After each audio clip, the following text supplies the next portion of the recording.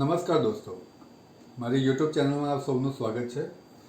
આજના આ શોર્ટ વિડીયોમાં આપણે ડિફરન્શિએશન અને integration that is unit 2 and unit 3 બંનેના સાયમલ્ટેનિયસ ફોર્મ્યુલાની વાત કરીશું. જેમાં ડિફરન્શિએશન શું છે એની ડેફિનેશન્સ આપણે જાણીએ છીએ. જો તમે ના જાણતા હો તો યુનિટ 2નો એક વિડીયો મેં ઓલરેડી પોસ્ટ કરેલો છે, એના ઉપર તમે જોઈ લેજો.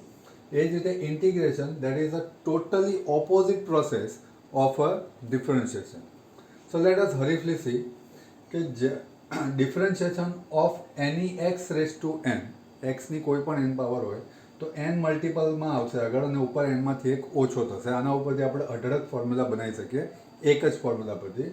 On the contrary x raise to n નું ઇન્ટિગ્રલ કરો તો જો અહીંયા મલ્ટિપલ હતું તો અહીંયા ડિવિઝન, અહીંયા એક ઓછો હતો તો અહીંયા એક વધારે. આપણે આ રીતે યાદ રાખીશું.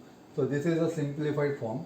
log x નું 1/x તો 1/x નું log x, a raise to x નું a રેઝ ટુ x ની સાથે log a મલ્ટિપલમાં તો a રેઝ ટુ x નું અહીંયા ગાડી log a ડિવિઝનમાં.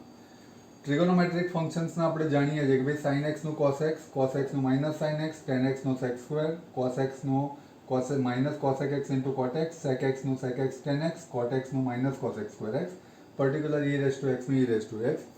આના ઉપરથી તમે ઇન્ટિગ્રલના ફોર્મ્યુલા બહુ ઇઝીલી બનાવી શકો. કોસનું સાઇન, કોસેક એક્સ કોટ એક્સનું માઇનસ કોસ એક્સ, સાઇન એક્સનું માઇનસ કોસ. આ યાદ રાખજો કે કોસનું ડેરિવેટિવ માઇનસ સાઇન થાય અને સાઇનનું ઇન્ટિગ્રલ માઇનસ કોસ થાય. ઘણા વિદ્યાર્થીઓ અહીંયા પ્રોબ્લેમ કરતા હોય છે. મલ્ટિપ્લિકેટિવ રૂલ, બે ફંક્શન મલ્ટિપ્લિકેશનમાં હોય તો પહેલું કુદીન બાદ બીજાનું ડેરિવેટિવ, બીજું કુદીન બાદ પહેલાંનું ડેરિવેટિવ. એ જ રીતે ડિવિઝન રૂલ, અહીંયા ગાડી પર્ટિક્યુલર બીજા ફોર્મ્સ છે. F dash x upon f x આવે તો લોગ મોડ એફ એક્સ થાય. F x raise to n into f dash x હોય તો ઉપર આ જ ફોર્મ્યુલા લાગુ પડે, પાવરમાં n plus one upon n plus one.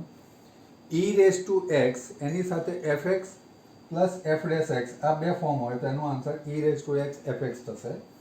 મલ્ટિપ્લિકેટિવ rule, એને લિએટ અથવા તો ઇન્ટિગ્રેશન બાય પાર્ટ્સ, ખંડસ્થ સંકલન પણ કહેવામાં આવે છે, સિમ્પલી મલ્ટિપ્લિકેટિવ રૂલ. એમની અંદર લિએટનો રૂલ આપણે યુઝ કરીશું. અહીંયા જો દોસ્તો તમારી બુકમાં અથવા તો તમારા ક્લાસમાં જ્યારે તમારા લેક્ચરરે તમારા સાથે ચર્ચા કરી હશે સો ઓલમોસ્ટ 25 થી 30 ફોર્મ્યુલા હશે. અહીંયા મેં માત્ર 7 થી 8 ફોર્મ્યુલા લીધા છે. એનો મતલબ એ નહીં કે માત્ર આટલા જ ફોર્મ્યુલા છે. there are lot of formulas but these are the most important formulas that can be asked in your 1 marker MCQ. અને સાથે સાથે ક્વેશ્ચન્સ ગણવા માટે પણ એનો ઇનડાયરેક્ટ યુઝ થતો હોય છે.